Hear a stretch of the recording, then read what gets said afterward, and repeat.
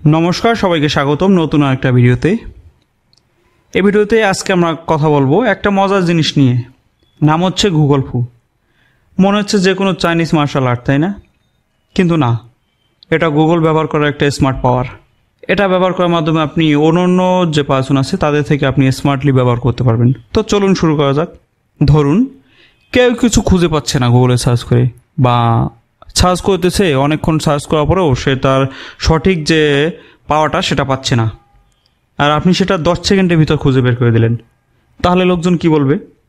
লোকজন বলবে, ভাই ওর গুগল ফুটা হেভি স্ট্রং। আজকের এই ভিডিও দেখলে আপনার গুগল ফুটা একবার নিনজা লেভেলে চলে যাবে বলতে পারেন, বা টপ লেভেলে চলে যাবে।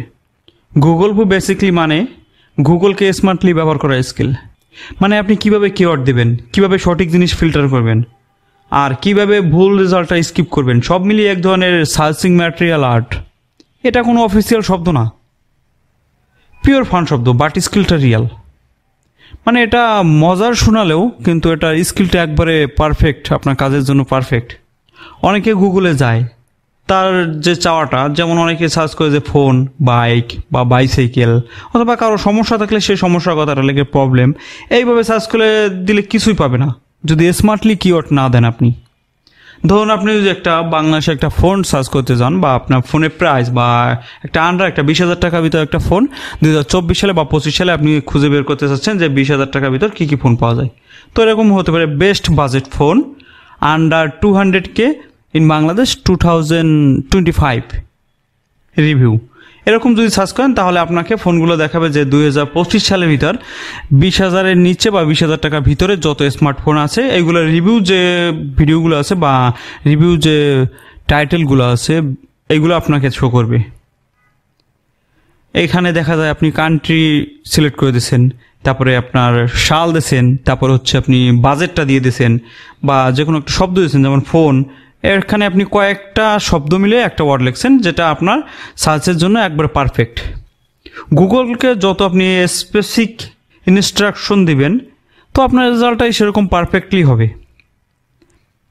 তো এবার আসুন গুগল ফু এর আসল লুকানো পাওয়ারগুলো বলি। এইগুলো জানলে আপনি সত্যিকারের নিনজা লেভেলে চলে যাবেন। যেমন ধরুন ডাবল কোটেশন। যে কোনো কিছু লেখার আগে ডাবল কোটেশন দেবেন, মানে দুটো লেখা ডাবল কোটেশন দিলে দুটো ডাবল কোটেশনের মাঝখানে আপনি লেটারটা দিবেন, বা যেটা সার্চ করবেন সেটা দেবেন। যেমন ধরুন হতে পারে how to fix wifi slow. এরকম যদি দেন তাহলে আপনার যে 5টা সমস্যা আছে বা আপনার যেথায় সমস্যা আছে সেটা খুঁজে বের করবে। এবং পরবর্তীতে হচ্ছে মাইনাস সাইন।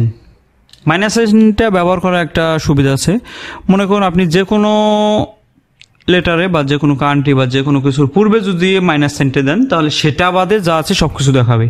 মনে করুন এখানে বাইক রিভিউ মাইনাস, মানে যে হাইফেন ইন্ডিয়া যদি এরকম দেই তাহলে আমার ইন্ডিয়া বাদে সব রেজাল্ট দেখাবে। এটা একটা গেল। তারপর হচ্ছে ফাইল টাইপ, যেমন আপনি দিতে পারেন পিডিএফ বা জেপিজি, তারপরে হচ্ছে র ফাইল, মানে যে বিভিন্ন ধরনের ফাইল দিতে পারেন। দেখুন এখানে হচ্ছে আমি একটা টাইপ করে দেখি file type PDF Python tutorial. এখানে আমাকে পিডিএফ আকারে পাইথনের যে টিউটোরিয়ালটা পাওয়া যাবে ফ্রিতে সেটা আমার এখানে সার্চ করলেই পাবো। দেখুন এখানে সার্চ করলে এখানে পেয়ে গেছি। তাই এসব ইউজ করলে আপনার সার্চ স্কিল একবারে আপ লেভেলে চলে যাবে। আপনি অন্যদের থেকে আপনি এইভাবে সার্চ করলে অন্যদের থেকে আপনি বেশি সার্চ করে সহজেই বের করতে পারবেন। যেমন আবার আছে অনেকে আছে যে ভাবে ডোন্ট ট্রাস্ট ফার্স্ট রেজাল্ট। আপনি কি মনে করেন? অনেকে প্রথম লিঙ্কে চাপ দেয় আর ভাবে গুগল বাপের কোম্পানি, বাট নো। মানে আপনি সার্চ করলেন, প্রথম যে লিঙ্কটা আসলো সেই লিঙ্কে ক্লিক করলেন, এটা না। আপনি সার্চ করলেন, আপনার 2-3টা লিঙ্ক দেখবেন যে আপনার ফলাফল কোথায় আসছে। প্রথম লিঙ্কে আসতে পারে, দ্বিতীয় লিঙ্কে আসতে পারে, অথবা তৃতীয় লিঙ্কে আসতে পারে।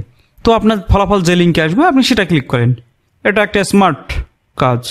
আর একটা সমস্যা আছে যে আমরা অনেক সময় দেখি যে আমরা বাঙালি যারা, মানে বাংলাদেশি বা ইন্ডিয়ান যারা বাঙালি আছি, বাঙালি হচ্ছে যে কোনো ইংলিশটা বাংলায় টাইপ করে দেই, বা বাংলায় না পেলে ইংলিশ দেই, ইংলিশ না পেলে বাংলায় দেই। যেমন how to recover deleted photo, just এটা ইংলিশ শব্দ। এটা আমরা ফোনে যে ডিলিট হওয়া ফটোগুলো এটা আমি কীভাবে রিকভার করতে পারবো সেটা জাস্ট দেখাবে। অথবা মোবাইলের ডিলিট ফটো কীভাবে ফেরত পাবো। 2 ভার্সনে একই সময় আলাদা আলাদা রেজাল্ট আসে। আপনি বাংলায় করলেন এক রেজাল্ট আসলো, আপনি ইংরেজিতে সার্চ করবেন আর একটা রেজাল্ট আসবে, অবশ্যই ডিফারেন্ট রেজাল্ট আসবে। আর একটা বিষয়, অনেক সময় আমরা মনে করি যে গুগল আমাদের ইমোশনটা বুঝবে, মানে আমরা যেটা বলতে চাচ্ছি বলতে পারতেছি না, জাস্ট একটু লিখেই সার্চ করে দিলাম যে হয়তো গুগল আমাদেরটা বুঝে সেটা আমাকে রেজাল্ট দেবে। আসলে এটা না, গুগল মানুষ না, এটা ইমোশন বোঝে না। ওকে ডিরেক্ট কোশ্চেন করতে দাও। প্রবলেম লিখলে ও কনফিউজ হয়ে যায় যে আমাকে কি বললো। আপনি যে কোনো কিছু লিখে দিলেন সেটা আপনাকে রেজাল্ট দেবে, এটা কখনো হয় না। আপনি যা আলতু বলতে একটা লিখে দিলেন আপনাকে সেই আলতু বলতুভাবেই রেজাল্টটা দেবে।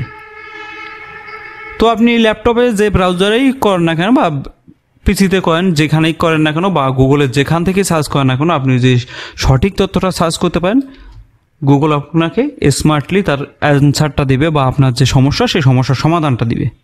তো আপনি চাইলে এভাবে গুগল পে স্মার্টলি ব্যবহার করতে পারেন বা অফিসিয়ালি এখন থেকে গুগল পে এরকমভাবে ব্যবহার করতে পারেন। আপনি চাইলে 10-12 দিন প্র্যাকটিস করলে আপনার সার্চ রেজাল্ট একবার নিনজা লেভেলে চলে যাবে। হয়তো এই ভিডিওটা আপনাদের ভালো লাগতেও পারে, নাও লাগতে পারে। যদি ভিডিওটি ভালো লাগে অবশ্যই একটা লাইক দিবেন, আর যদি কোনো মতামত থাকে বা কোনো কিছু জানতে চান অবশ্যই কমেন্ট করে বলে দিবেন। আর দয়া করে একটা জিনিস জানাবেন যে আপনার সার্চ স্কিলটা কীরকম হয়েছে সেটা কমেন্টে জানাবেন, বা স্ট্রং কতটা হয়েছে সেটা আমার কমেন্টে জানাবেন। তো দেখা হবে পরের ভিডিওতে। টেক কেয়ার, সবাই ভালো থাকবেন এবং আমার চ্যানেলটি অবশ্যই সাবস্ক্রাইব করে দেবেন, পাশে থেকে বেল আইকনটি বাজিয়ে দেবেন। ধন্যবাদ সবাইকে সাথে থাকার জন্য।